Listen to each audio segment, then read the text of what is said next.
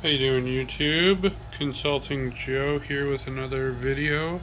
Today here I've got my new Creality CR-6 Max. That is a newish printer that is 400 by 400 by 400 and has some pretty cool new features. It actually has a load sensor to touch the nozzle to the actual build plate, so it knows literally where the nozzle is. Kind of nice.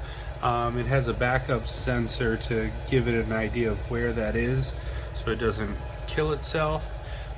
Dual X belts driven by this nice big motor, and then obviously dual Z's. But the cool part about the dual Z's is that they're actually connected here on the top with a belt. So still working out the Cura profile because it's not yet supported and not yet in Cura.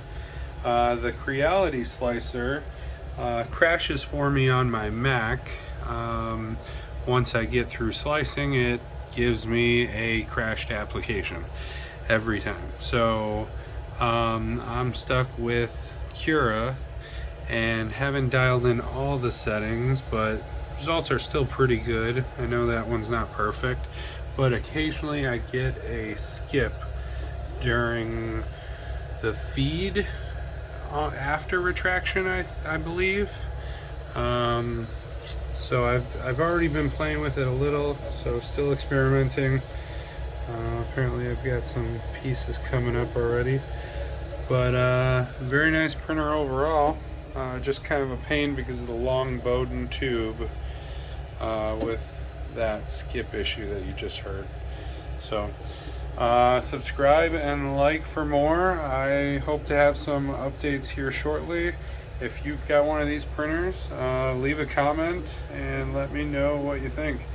Thanks a lot.